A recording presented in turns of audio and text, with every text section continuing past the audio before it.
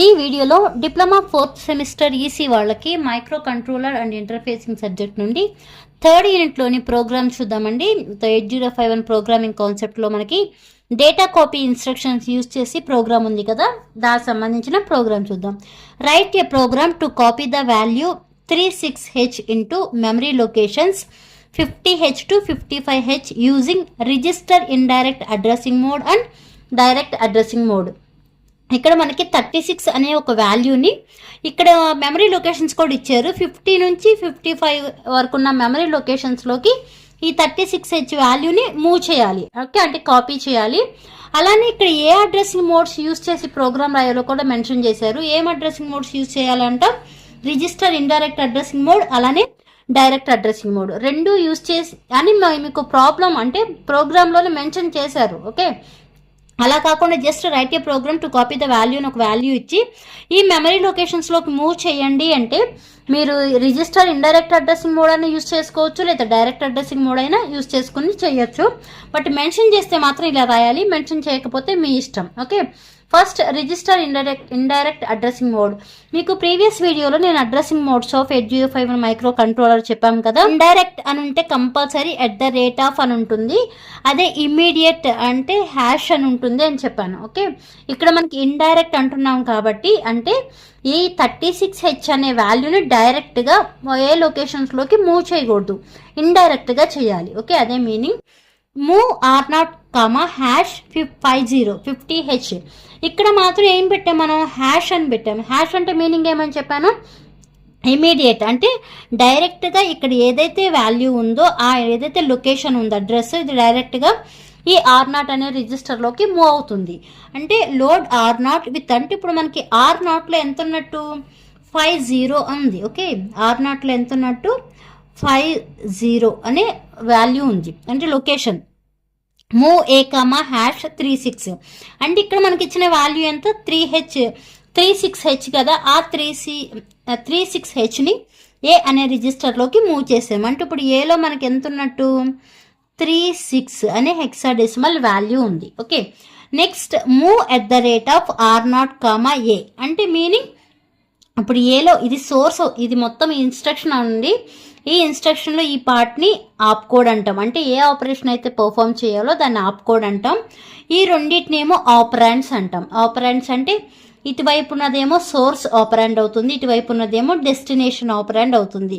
Source operand నుంచి destination ఆపరాండ్కి move అవుతాయి. Okay, @R0, A అంటే మీనింగ్ ఏలో ఎంత ఉందని చెప్పాం? వాల్యూ 36H అనే వాల్యూ ఉంది ఏలో. ఇది ఎక్కడికి మూవ్ అవుతుంది? @R0 అంటే డైరెక్ట్గా మనం R0లోకి మూవ్ చేయట్లేదు. దీని ముందు ఏం సింబల్ ఉంది? @R0 ఉంది. మరి ఇప్పుడు ఈ R0లో ఎంత ఉంది మనకి? 50H అని ఉంది. అంటే ఈ లొకేషన్లోకి మూవ్ అవుతున్నట్టు మీనింగ్. అంతేగాని ఇక్కడ డైరెక్ట్గా మనం 50H అని మెన్షన్ చేయకూడదు. ఓకే, అలా మెన్షన్ చేసాము అంటే అది డైరెక్ట్ అడ్రసింగ్ మోడ్ అవుతుంది. ఇక్కడ రిజిస్టర్ ఇండైరెక్ట్ కాబట్టి @R0 అని రాయాలి. బట్ ఇంటర్నల్గా ఈ @R0 అంటే ఈ ప్లేస్లో ఏముంది? 50H అని ఉంది. అంటే ఇక్కడ 50H అంటే ఇప్పుడు ఈ 36H అనే వాల్యూ 50 అనే మెమరీ లొకేషన్లోకి మూవ్ అయింది. మనం మొత్తం క్వశ్చన్లు ఏమడిగారు? 50H నుంచి 55Hలోకి మూవ్ చేయాలి అదే వాల్యూని. అంటే ఒక ఆప్షన్ అయిపోయింది. నెక్స్ట్ ఏం చేయాలి?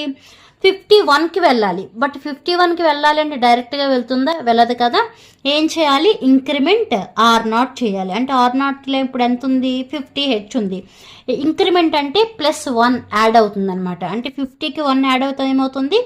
51 అవుతుంది. అప్పుడు ఏమవుతుంది? ఇంక్రిమెంట్ ఆపరేట్ అయిన తర్వాత ఈ R0లోకి 51H అవుతుంది. ఓకే, అదే ఇక్కడ రాసాము increment R0 = 51H. Next move @R0, A అంటే మనకి ఏలో ఎంత వాల్యూ ఉందని చెప్పాము? 36H అనే వాల్యూ ఉంది. ఇది ఇప్పుడు దేనిలోకి మూవ్ అవుతుంది? @R0 అంటే indirect register. Okay, register indirect addressing mode. ఇప్పుడు ఈ R0లో ఎంత ఉంది వాల్యూ మనకి? 51H. అంటే ఈ 36H అనేది 51H అనే లొకేషన్లోకి మూవ్ అయ్యింది అని మీనింగ్. అంతేగాని డైరెక్ట్గా రాయకూడదు. డైరెక్ట్గా R0 అని రాయకూడదు, లేదా డైరెక్ట్గా 50 అన్న వాల్యూ కూడా రాయకూడదండి. ఇండైరెక్ట్ అనేది కంపల్సరీ మెన్షన్ అవ్వాలి. ఇప్పుడు 51H ఉంది. నెక్స్ట్ లొకేషన్ ఏమవ్వాలి, 52 అవ్వాలి. 52 అవ్వాలంటే ఏం చేయాలి, ఇంక్రిమెంట్ చేయాలి. దేన్ని, R0ని. అంటే 1 యాడ్ చేయాలి. యాడ్ అయితే ఎంత అవుతుంది, 52 అవుతుంది. అంటే మూవ్ ఎట్ ద రేట్, ఇక్కడికి వచ్చేప్పటికి ఏమవుతుంది, R0 వాల్యూ అనేది 52H అవుతుంది. నెక్స్ట్ ఇప్పుడు ఇక్కడ ఏం రాసాము, move at the rate of R0, A అంటే మీనింగ్ ఏలో ఎంత ఉంది, 36H ఉంది. 36H వాల్యూని at the rate of R0 అంటే ఏమన్నాం, 52H అన్నాం కదా. ఈ 52H అనే లొకేషన్లోకి మూవ్ అవుతుంది. నెక్స్ట్ మళ్ళీ ఇంక్రిమెంట్ R0 అంటే ఈ 52 అనేది 1 యాడ్ అవుతుంది. అంటే ఏమవుతుంది, ఇక్కడికి వచ్చే ఈ ఇన్స్ట్రక్షన్ ఎగ్జిక్యూట్ అయిన తర్వాత వాల్యూ R0లో 53H ఉంటుంది. Next move at the rate of R0, A అంటే ఏలో ఎంత ఉంటుంది, 36. అంటే 36H వాల్యూ అనేది ఇక్కడికి మూవ్ అవుతుంది. అంటే ఇక్కడ ఎంత ఉంది, ఏలో మాత్రం మనం ఏం చేంజ్ చేయలేదు. ఏలో 36 అనే వాల్యూ అదే ఉంటుంది. రిమైనింగ్ అలా ఇంక్రిమెంట్స్ చేసుకుంటా వెళ్ళాలి. లాస్ట్ లొకేషన్ ఎంతవరకు రావాలి, 55H రావాలి. ఓకే, ఇది మనకి లాస్ట్ లొకేషన్. మూవ్ 36 × 55 ఈ లొకేషన్లోకి వచ్చేప్పటికి ఇక్కడ ఎంత అవుతుంది, ఇక్కడ ఈ ఇన్స్ట్రక్షన్ ఎగ్జిక్యూట్ అయ్యేటప్పటికి 54H అవుతుంది. ఈ ఇన్స్ట్రక్షన్ ఎగ్జిక్యూట్ అయ్యేటప్పటికి 55H అవుతుంది. ఈ 36ని ఈ లొకేషన్లోకి మూవ్ చేస్తాము. మనకి క్వశ్చన్ అడిగింది ఏంటి, ఆ 36H అనే వాల్యూని 50 to 55H మెమరీ లొకేషన్లోకి మూవ్ చేయమన్నారు, అంటే కాపీ చేయమన్నారు. కాబట్టి కాపీ అయిపోయింది, అంటే ప్రోగ్రామ్ అనేది ఎండ్ అయిపోయింది కాబట్టి ఎండ్ అని రాయాలి. ఓకే, ఇదంతా కూడా register indirect addressing mode use చేసి, అదే డైరెక్ట్ అడ్రసింగ్ మోడ్ యూజ్ చేసి ఎలా రాయాలో చూద్దామండి. డైరెక్ట్ అడ్రసింగ్ మోడ్ అంటే సేమ్ అదే కాన్సెప్ట్ కదా. మూవ్ A, #36H అంటే ఈ 36H అనే వాల్యూని అక్యుములేటర్లోకి మూవ్ చేస్తున్నాము. హ్యాష్ అంటే ఇమీడియట్ డేటా, అంటే డైరెక్ట్ ఇక్కడ ఏదైతే ఉందో అదే అక్యుములేటర్లోకి మూవ్ అయిపోతుంది. అంటే ఇప్పుడు మనకి ఏలో ఎంత ఉంటుంది, ఏలో మూవ్ అయిన తర్వాత ఏలో అంటే ఇన్స్ట్రక్షన్ అనేది ఎగ్జిక్యూట్ అయిన తర్వాత ఏలో 36H అనే డేటా ఉంటుంది.